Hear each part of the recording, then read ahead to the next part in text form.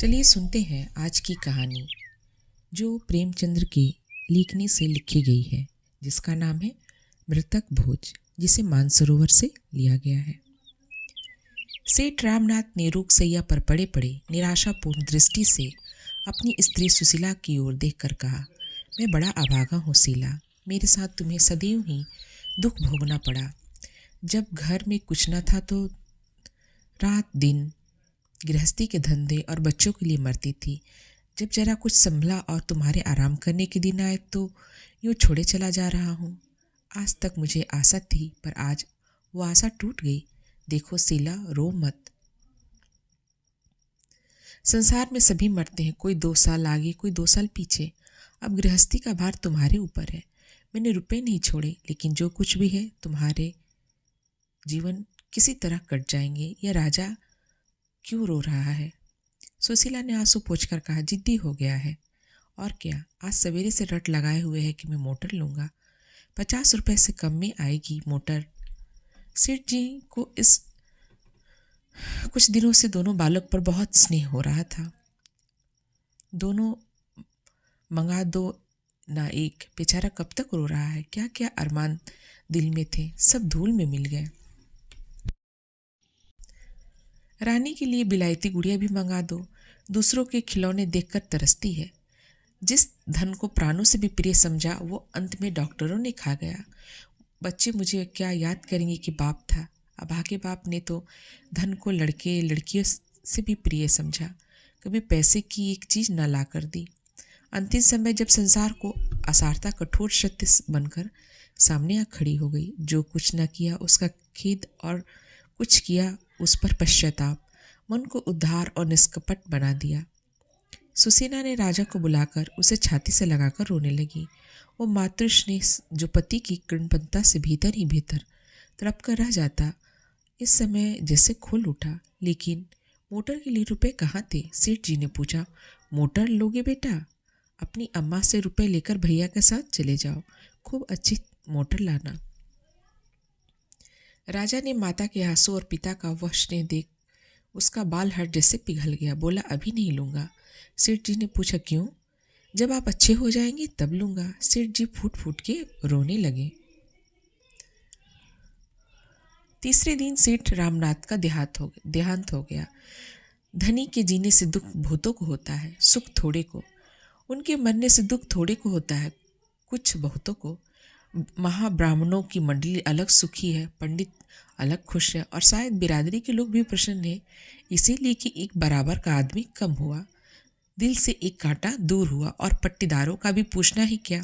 अब वो पुरानी कसर निकालेंगे। हृदय को शीतल करने का ऐसा अवसर फिर ना मिलेगा। आज 5वां दिन है। वो विशाल भवन सूना पड़ा है।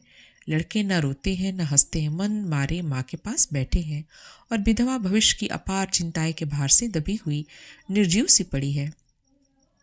घर में जो रुपए बच गए वे दाह क्रिया की भेंट हो गए, और अभी सारे संस्कार बाकी हैं। भगवान कैसे पार लगाएंगे? किसी ने द्वार पर आवाज़ दी। महारानी आकर सेठ धनीराम के आने की सूचना दी।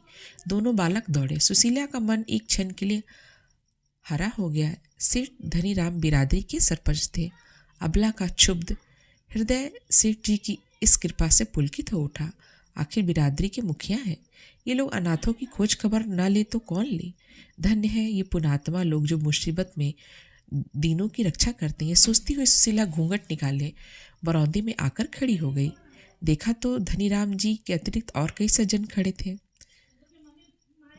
धनीराम बोले, बहू जी, भाई रामनाथ की अकाल मृत्यु से हम लोग जितना दुख हुआ हमारा दिल ही जानता है। अभी उनकी उम्र ही क्या थी, लेकिन भगवान की इच्छा, अब तो यही धर्म है। ईश्वर पर भरोसा रखें और आगे के लिए कोई राह निकालें।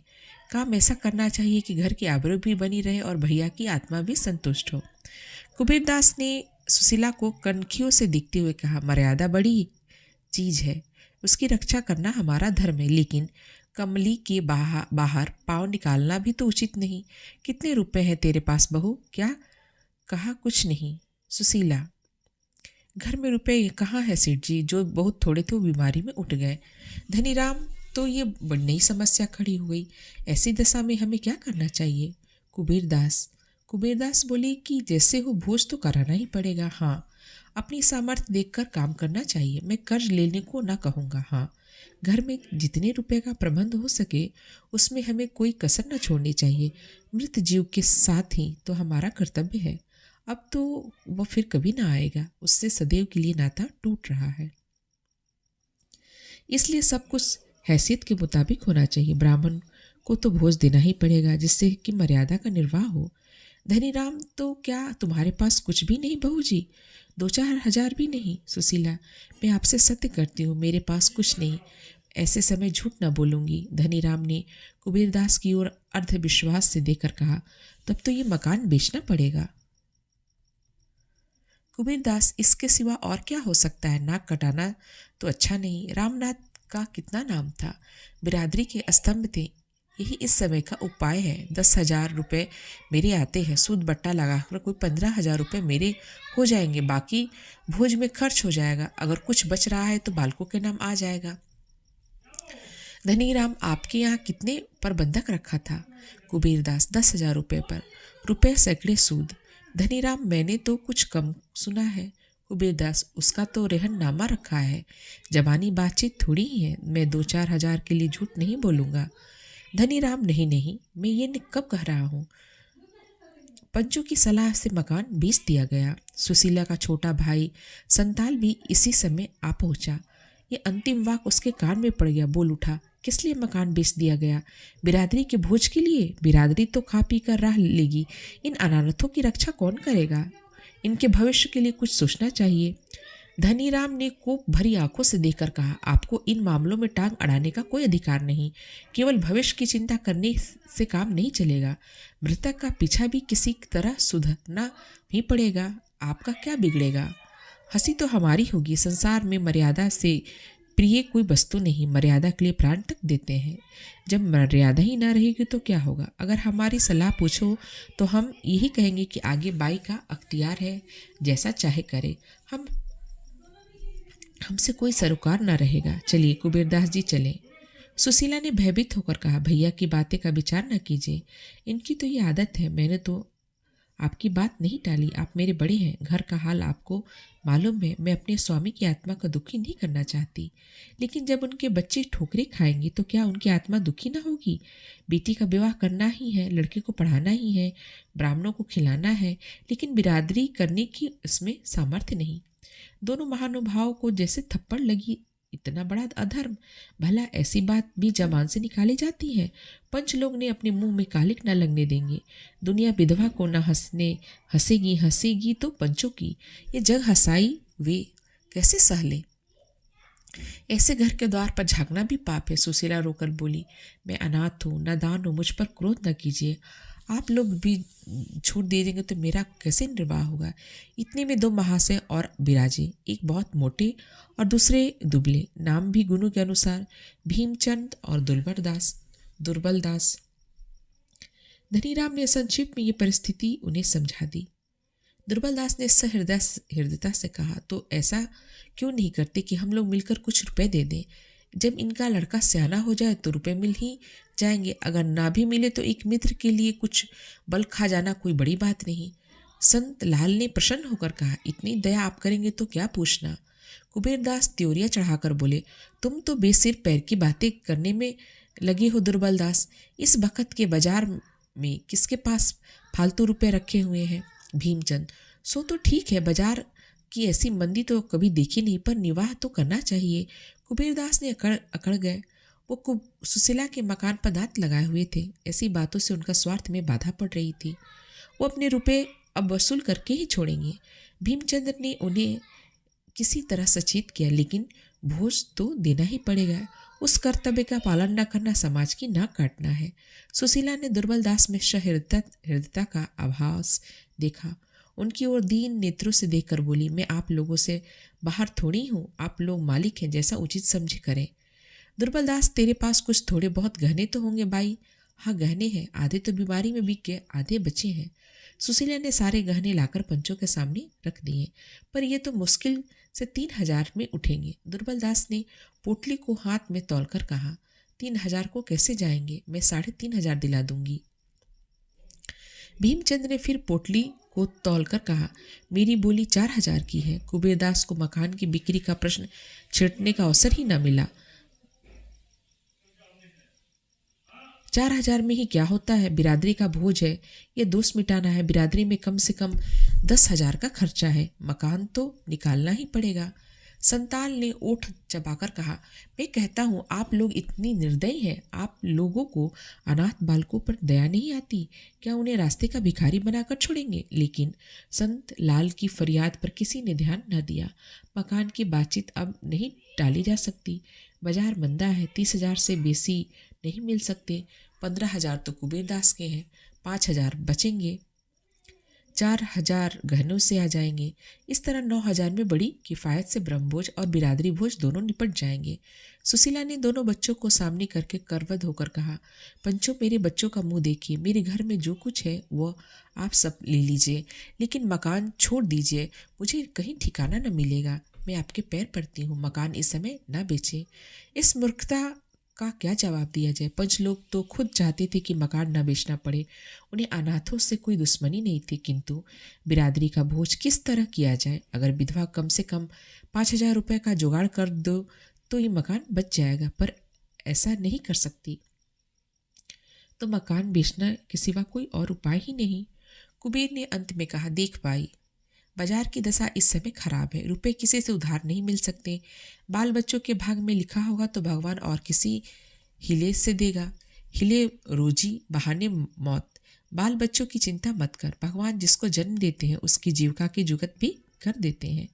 हम तुझे समझाकर हार गए, अगर तू अब भी अपना हट न छोड़ेगी तो हम बात भी न पूछेंगे, फिर ये तेरा रहना मुश्किल हो जाएगा, शहर वाले तेरे पीछे पड़ जाएंगे। विधवा सुशीला अब और क्या करती? पंचों से लड़कर वो कैसे रह सकती थी? पानी में रहकर मगर से कौन बैर ले सकता था? घर में जाने के लिए उठी पर वही मूर्छित होकर गिर पड़ी। अभी तक आशा संभाले हुई थी, बच्चों के पालन पोषण में वो अपना वैधव्य भूल सकती थी, पर अब तो अंधकार है चारों ओर। सेठ रामनाथ के मित्रों का उनके घर का पूरा अधिकार था। मित्रों का अधिकार ना हो तो किसका हो? स्त्री कौन होती है? जब वह इतनी मोटी सी बात नहीं समझती कि बिरादरी करना और धूमधाम से दिल खोलकर लाजिमा बात है, तो उससे और कुछ क्या व्यर्थ। गहने कौन खरीदे? भीमचंद 4,000 दाम लगा चुके थे, लेकिन अब उन्हें मालूम हुआ कि उनने भूल कर दी। दुर्बलदास ने 3,000 लगाए थे, इसलिए सौदा इन्हीं के हाथ हुआ। इस बात पर दुर्बलदास और भीमचंद में तकरार होने लगी, लेकिन भीमचंद को मुंह की खानी पड़ी। न्याय दुर्बल के पक्ष में था। धनी राम ने कटाक्ष किया, देखो दुर्बलदास, माल तो ले जाते हो, पर 3,000 से बेसी का है, मैं नीति की हत्या न होने दूंगा। कुबेरदास बोले, अजी तो घर में ही तो है, कहीं बाहर तो नहीं गया, एक दिन मित्रों की दावत हो जाएगी। इस पर चारों महानुभाव हंसे। इस समय फुर्सत पाकर अब मकान का प्रश्न उठा। कुबेरदास 30,000 देने पर तैयार थे, पर कानूनी कार्रवाई के लिए बिना संदेह की गुंजाइश न थी। यह गुंजाइश क्यों कर रखी जाए? एक दलाल बुलाया गया, नाटा सा आदमी था, पोपला मुंह, कोई 50 की अवस्था होगी, नाम था चोखेलाल। कुबेरदास ने कहा, चोखेलाल जी, हमारे 30,000 की दोस्ती है, आदमी क्या रत्न है। भीमचंद्र, देखो चोखेलाल, हमें ये मकान बेचना है, इसके लिए कोई अच्छा ग्राहक ला, तुम्हारी दलाली पक्की। कुबेरदास बाजार का हाल अच्छी से जानता है, लेकिन फिर भी हमें ये देखना पड़ेगा कि रामनाथ के बाल बच्चों को टोटा ना हो, 30 से आगे न जाना। भीमचंद्र, देखिए कुबेरदास, ये अच्छी बात नहीं। कुबेरदास, तो मैं क्या कर रहा हूँ? मैं तो यही कह रहा हूँ कि अच्छे दाम लगवाना। चोखेलाल, आप लोगों को मुझसे ये कहने की जरूरत नहीं, मैं अपना धर्म समझता हूँ। रामनाथ जी मेरे मित्र थे, मुझे ये मालूम है कि इस मकान के बनवाने में 1 लाख से कम पाए भी नहीं लगे, लेकिन बाजार का हाल क्या आप लोग से छिपी है? इस समय इसके 25,000 से बेसी नहीं मिल सकते। सुबेते से कोई ग्राहक से 10-5,000 और मिल जाए, लेकिन इस समय तो कोई ग्राहक में मुश्किल से मिलेगा। लो दही और लाव दही की बात है। धनी राम, 25,000 रुपये तो बहुत कम है भाई, और ना सही 30,000 ही रुपये करा दो।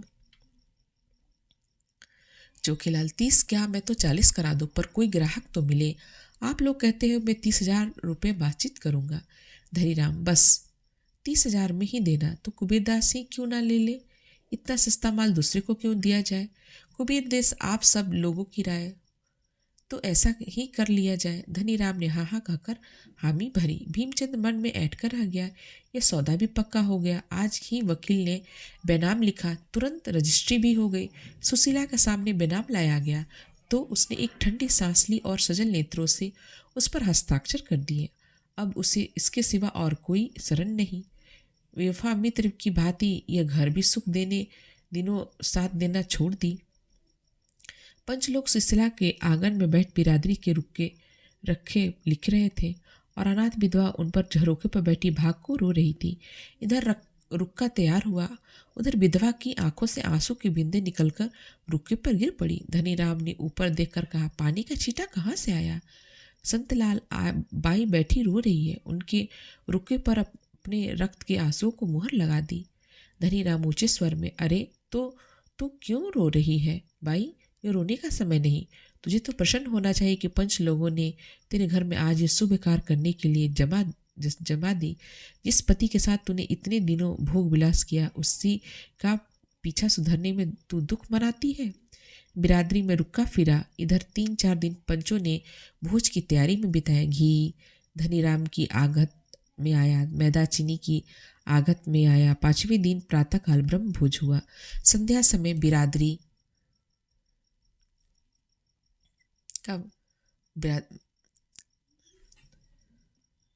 संध्या समय बिरादरी का ज्योनार। सुशीला के द्वार पर बग्घियों और मोटरों की कतारें खड़ी थी। भीतर मेहमानों की पंगतें थी। आंगन, बैठक, दलाल, बरौठा, ऊपर की छत, नीचे ऊपर मेहमानों से भरा हुआ था। लोग भोजन करते और पंचों को सराहते थे। खर्च तो सभी करते हैं, पर इंतजाम का सलीका चाहिए। ऐसे तो स्वादिष्ट पदार्थ बहुत कम खाने को में आते हैं। सेठ चंपाराम के भोज के बाद ऐसा भोज रामनाथ जी का ही हुआ। अमृतियाँ कैसी कुरकुरी हैं, रसगुल्ले मेवे से भरे हैं। सारा श्रेय पंचों को है। धनीराम ने नम्रता से कहा, आप भाइयों की दया है जो ऐसा कहते हो। रामनाथ के भाईचारे का व्यवहार था, हम ना करते तो कौन करता। 4 दिन से सोना नसीब नहीं हुआ। आप धन्य हैं, मित्र हो तो ऐसे। क्या बात है, आपने रामनाथ जी का नाम रख लिया। बिरादरी यही खाना खिलाना दिखती थी, रोकर दिखने नहीं जाती। मेहमान लोग बखान कर कर के माल उड़ा रहे थे। उधर कोठरी में बैठी सुशीला सोच रही थी कि संसार में ऐसे स्वार्थी लोग हैं। सारा संसार स्वार्थमय हो गया है। सब पेटों पर हाथ फेर कर भोजन कर रहे हैं। कोई इतना भी नहीं पूछता कि अनाथों के लिए कुछ बचा या नहीं। 1 महीना गुजर गया। सुशीला को 1-1 पैसे की तंगी हो रही थी। नगद था ही नहीं, गहने निकल ही गए थे। अब थोड़े से बर्तन बच रहे थे। उधर छोटे छोटे बहुत से बिल चुकाने थे। कुछ रुपए डॉक्टर के, कुछ दर्जी के, कुछ बनियों के। सुशीला को यह रकम घर का बचा कुचा सामान बेचकर चुकानी पड़ी और महीना पूरा होते होते उसके पास कुछ न बचा। बेचारा संतलाल एक दुकान पर मुनीम था। कभी कभी वो आकर 1-आधा रुपये दे देता।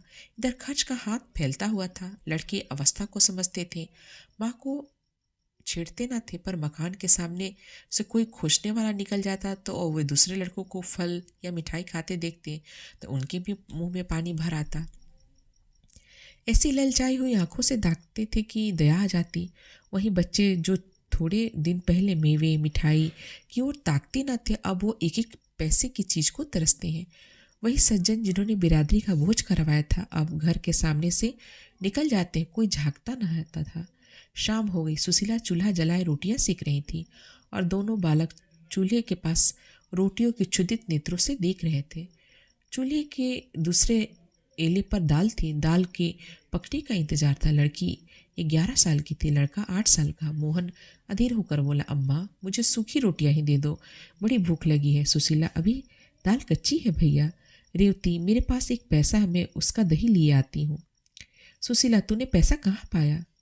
रेवती, मुझे कल अपनी गुड़ियों की पिटारी में मिल गई थी माँ। सुशीला, लेकिन जल्द आइयो। रेवती दौड़कर बाहर गई और थोड़ी देर में एक पत्ते पर जरा सा दही लेकर आई। माँ ने रोटी सेक कर दे दी। दही से खाने लगा। आम लड़कों की भांति वो भी स्वार्थी था। बहन से पूछा भी नहीं। सुशीला ने कड़ी आंखों से देखकर कहा,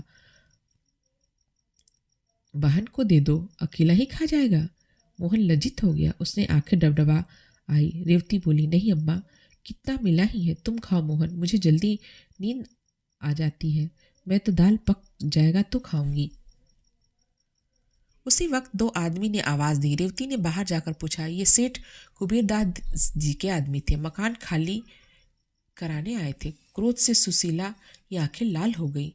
बारोठे में आकर कहा, अभी मेरे पति को पीछे हुए महीने ही नहीं हुआ, मकान खाली कराने की धुन सवार हो गई। मेरा 50,000 का घर 30,000 में ले लिया, 5,000 सूद के उड़ाए, फिर भी तस्कीन नहीं होता। कह दो मैं अभी खाली नहीं करूंगी। मुनीम ने नम्रता से कहा, बाई जी मेरा क्या अख्तियार, मैं तो केवल संदेशिया हूँ। जब चीज़ें दूसरे की हो गई तो आपको छोड़नी ही पड़ेगी, झंझट करने से क्या मतलब।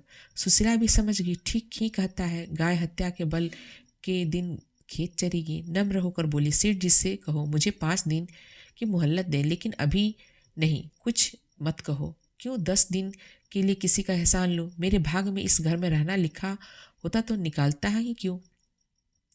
मुनीम ने पूछा, तो कल सवेरे तक खाली हो जाएगा? सुशीला, हाँ हाँ कहती तो हूँ, लेकिन सवेरे तक क्यों, मैं अभी खाली किए देती हूँ। मेरे पास कौन सा बड़ा सामान है, तुम्हारे सेठ रात भर का किराया मार जाएगा।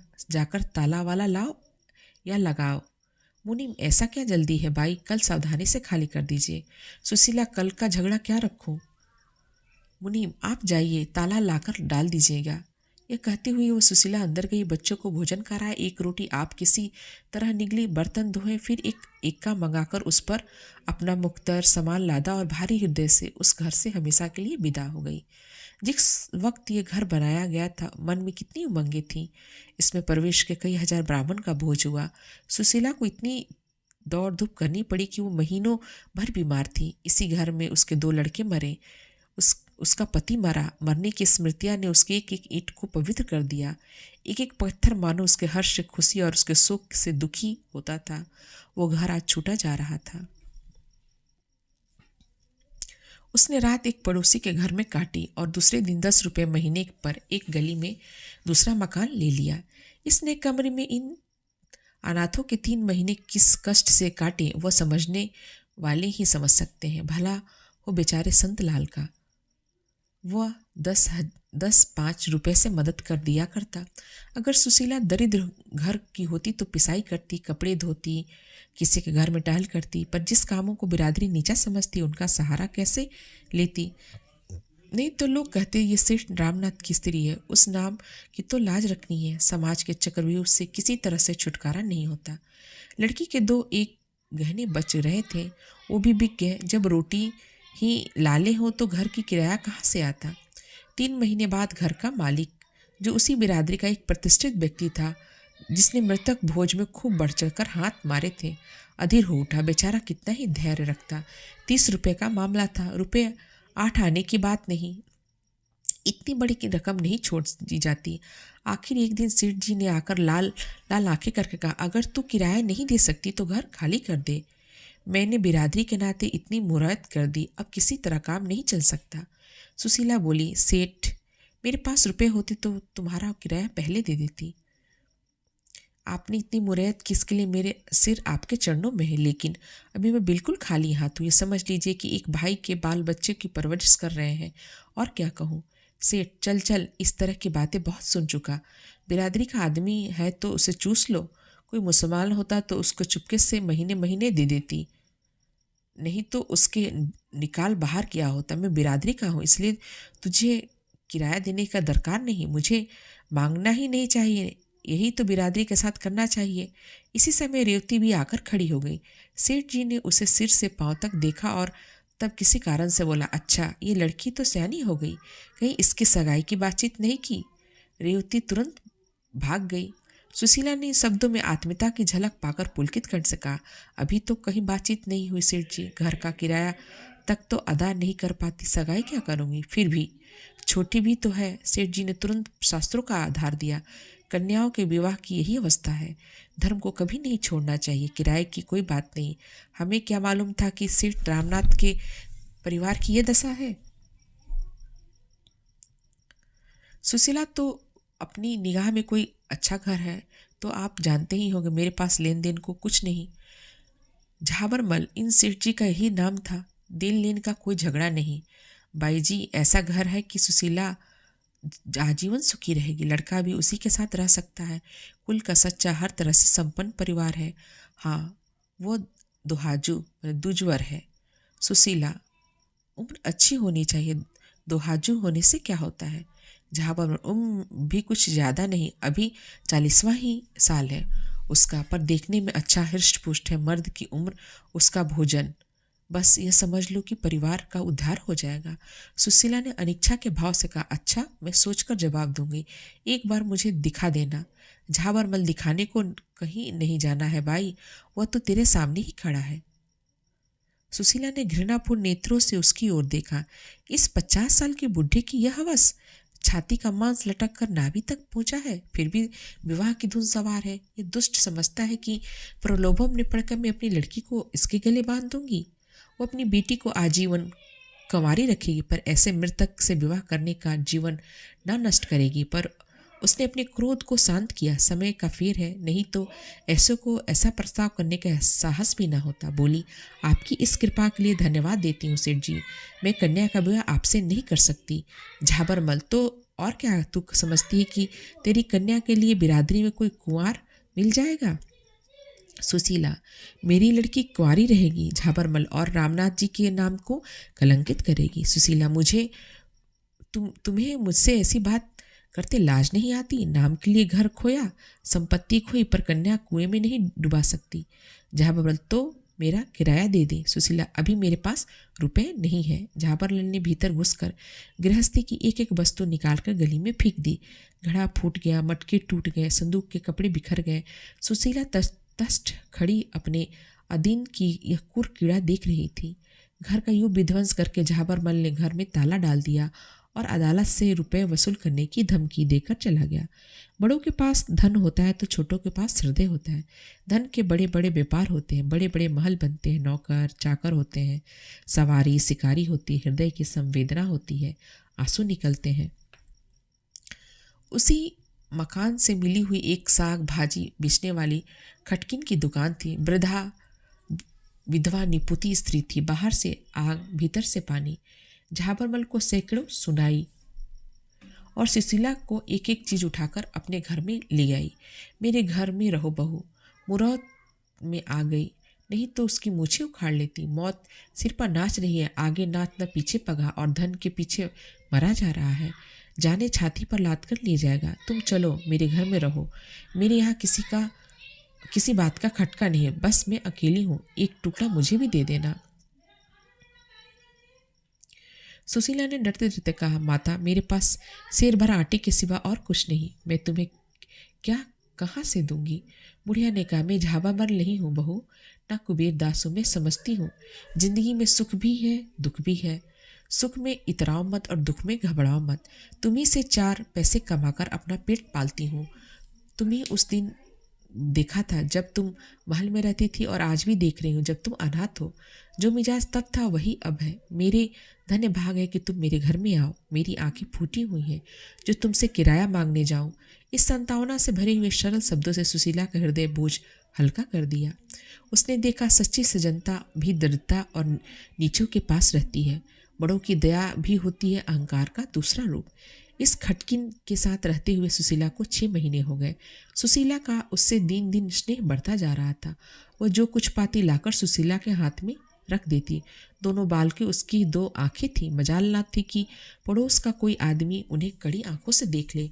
बुढ़िया दुनिया सिर पर उठा लेती।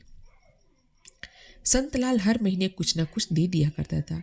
उससे रोटी दाल चली जाती थी। कार्तिक का महीना था, ज्वर का प्रकोप हो रहा था। मोहन एक दिन खेलता कूदता बीमार पड़ गया। 2 दिन तक अचेत पड़ा रहा। ज्वर इतने जोर का था कि पास खड़े रहने से लपट सी निकलती थी। बुढ़िया ओझे सयानों के पास दौड़ती फिरती, पर ज्वर उतरने का नाम न लेता। सुशीला को भय हो रहा था कि ये टाइफाइड है, इससे उसके प्राण सूख रहे थे। चौथे दिन रेवती से कहा, बेटी, तूने बड़े पंच जी का घर तो देखा होगा, जाकर उनसे कहा भैया बीमार है, कोई डॉक्टर भेज दे। रेवती को कहते भर देरी थी। दौड़ती हुई सेठ कुबेरदास के पास गई। कुबेरदास बोले, डॉक्टर की फीस 16 रुपये है, तेरी माँ देगी? रेवती ने निराश होकर कहा, अम्मा के पास रुपए कहाँ है? कुबेरदास, तो फिर किस मुंह से मेरे डॉक्टर को बुलाती है? तेरा मामा कहाँ है? उससे जाकर कह, सेवा समिति से कोई डॉक्टर बुला ले जाए, नहीं तो खैराती अस्पताल में क्यों नहीं लड़के को ले जाती? या अभी वही पुरानी बू समाई हुई है? कैसी मूर्ख स्त्री है, घर में टका नहीं, डॉक्टर का हुक्म लगा दिया। समझती होगी फीस पंच जी दे देंगे। पंच जी क्यों फीस दे? बिरादरी का धन धर्म कार्य के लिए है, यूं उड़ाने के लिए नहीं।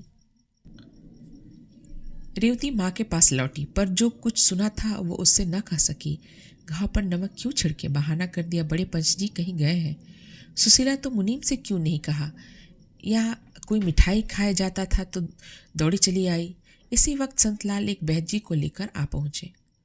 बहत जी एक दिन आकर दूसरे दिन न लौटे। सेवा समिति के डॉक्टर भी 2 दिन बड़ी मिन्नतों से आए, फिर उन्हीं के अवकाश न रहा और मोहन की दशा दिनों दिन बिगड़ती जा रही थी। महीना बीत गया पर ज्वर ऐसा चढ़ा ही कि क्षण के लिए भी न उतरा। उसका चेहरा इतना सूख गया कि देखकर दया आती थी। न कुछ बोलता न कहता, यहाँ तक कि करवट भी न बदल सकता था। पड़े पड़े देख की खाल फट गई, सिर के बाल गिर गए, हाथ पांव लकड़ी हो गए। संतलाल काम से छुट्टी पाता तो आ जाता, पर इससे क्या होता? तीमारदारी दवा तो नहीं है। एक दिन संध्या के समय हाथ ठंडे हो गए। माता के प्राण पहले ही सूखे हुए थे। यह हाल देखकर रोने पीटने लगी। मिन्नतें तो बहुत देरी हो चुकी थी। रोती हुई मोहन की खाट के साथ फेरे करके हाथ बांधकर बोली, भगवान, यही मेरे जन्म की कमाई है। अपना सर्वस्व खोकर भी मैं बालक को छाती से लगाकर संतुष्ट हूँ, लेकिन ये चोट न सह सकूंगी। तुम इससे अच्छा कर दो, इसके बदले मुझे उठा लो, बस मैं यही दया चाहती हूँ। दया में संसार का रहस्य कौन समझ सकता है? क्या हम में से बहुतों को अनुभव नहीं कि जिस दिन हमने बेईमानी करके कुछ रकम उड़ाई, उसी दिन उस रकम का दुगना नुकसान हो गया। सुशीला को उसी रात को ज्वर आ गया और उसी दिन मोहन का ज्वर उतर गया। बच्चों की सेवा शुश्रूषा में आधी तो वैसे ही रह गई थी। इस बीमारी ने ऐसा पकड़ा कि फिर न छोड़ा। मालूम नहीं देवता बैठे सुन रहे थे या उसकी याचना इतनी जल्दी पूरी हुई। 15वें दिन मोहन चरपाई से उठकर माँ के पास आया और उसकी छाती पर सिर रखकर रोने लगा। माता ने उसको गले में बाहें डालकर उससे छाती से लगा लिया और बोली, बेटा क्यों रोते हो? मैं अच्छी हो जाऊंगी, अब मुझे क्या चिंता। भगवान पालने वाले हैं, वही तुम्हारे रक्षक हैं, वही तुम्हारे पिता हैं। अब मैं एक तरह से निश्चित हूँ, जल्दी अच्छी हो जाऊंगी। मोहन बोला, जिया तो कहती है अम्मा अब ना अच्छी होगी। सुशीला ने बालक का चुम्बन लेकर कहा, जिया पगली है, उसे कहने दो, मैं तुम्हें छोड़कर कहीं न जाऊंगी। मैं सदा तुम्हारे साथ रहूंगी। हाँ, जिस दिन तुम कोई अपराध करोगे, किसी की कोई चीज़ उठा लोगे, उसी दिन मैं मर जाऊंगी। मोहन ने प्रसन्न होकर कहा, तो मेरे पास से कभी नहीं जाओगी माँ? सुशीला ने कहा, कभी नहीं बेटा, कभी नहीं। उसी रात को दुख और विपत्ति के मारी हुई यह अनाथ विधवा दोनों बालकों को भगवान पर छोड़कर परलोक सिधार गई। इस घटना को 3 साल हो गए थे। मोहन और रेवती दोनों उसी वृद्धा के पास रहते। बुढ़िया माँ तो नहीं, लेकिन माँ से बढ़कर है। रोज मोहन को रात को रखी रोटियां खिलाकर गुरुजी की पाठशाला में पहुंचा आती है। छुट्टी के समय जाकर लिवा लाती है। रेवती अब 14वां साल है। वह घर का सारा काम, पीसना, कूटना, चौका बर्तन, झाड़ू बुहारू करती है। बुढ़िया सौदा बेचने चली जाती है तो वह दुकान पर भी आ बैठती है। एक दिन बड़े पंच सेठ कुबेरदास ने उसे बुला भेजा और बोले, तुझे दुकान पर बैठते शर्म नहीं आती? सारी बिरादरी की नाक कट रही है। खबरदार जो कल से दुकान पर बैठी। मैंने तेरे पानी ग्रहण के लिए झाबरमल जी को पक्का कर लिया है। सेठानी ने समर्थन किया, तू अब सियानी हुई बेटी, अब तेरा इस तरह बैठना अच्छा नहीं। लोग तरह तरह की बातें करने लगते हैं। सेठ झाबरमल तो राजे ही ना होते थे। हमने बहुत कह कह कर राजी किया है, बस समझ ले कि रानी हो जाएगी। लाखों की संपत्ति है, लाखों की। तेरे धन्य भाग की ऐसा वर मिला। तेरा छोटा भाई, उसको भी कोई दुकान करा दिया जाएगा। सेठ बिरादरी की कितनी बदनामी है, सेठानी है ही। रेवती ने लज्जित होकर कहा, मैं क्या जानूं, आप मामा से कहें। सेठ, वो कौन होता है? टके पर मुनीम करता है, उससे मैं क्या पूछूं? मैं बिरादरी का पंच हूँ, मुझे अधिकार है। जिस काम में बिरादरी का कल्याण देखूं वही करूं। मैंने और पंचों ने राय ली है, अब मुझसे सहमत है। अगर तू यूं नहीं मानेगी तो हम अदालती कार्रवाई करेंगे। तुझे खर्च बरच का काम होगा, या लेती जा। ये कहते हुए उन्होंने 20 रुपए के नोट रेवती के तरफ फेंक दिए। रेवती ने उठाकर वही पुर्जे पुर्जे कर डाली और तमतमाए हुए मुख से बोली, बिरादरी ने तब हम लोगों की बात न पूछी जब हम रोटियों को मोहताज थे। मेरी माता मर गई, कोई झांकने तक न आया। मेरा भाई बीमार हुआ, किसी ने खबर तक न ली। ऐसी बिरादरी की मुझे परवाह नहीं। रेवती चली गई तो झाबर मल कोठरी से निकल कर आए। चेहरा उदास था। सेठानी ने कहा, लड़की बड़ी घमंडिन है, आँख का पानी मर गया है। झाबर मल, 20 रुपये खराब हो गए, ऐसा फाड़ा है कि जुड़ भी नहीं सकता। कुबेर दास, तुम घबराओ नहीं, मैं इसे अदालत से ठीक करूंगा। जाति कहाँ है? झाबरमल, अब तो आपका ही भरोसा है। बिरादरी के बड़े पंच की बात कहीं मिथ्या हो सकती है? रेवती नाबालिग थी, माता पिता नहीं थे।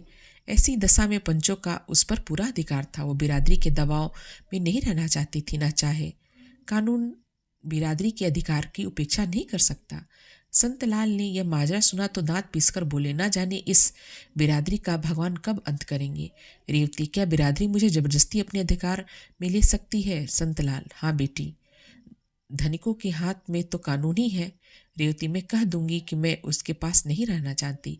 संतलाल, तेरे कहने से क्या होगा? तेरा भाग में ही लिखा था तो इसका बस है। मैं जाता हूँ बड़े पंच के पास। रेवती, नहीं मामा जी, तुम कहीं नहीं जाओगे। जब भाग ही का भरोसा है तो जो कुछ भाग में लिखा होगा वो होगा।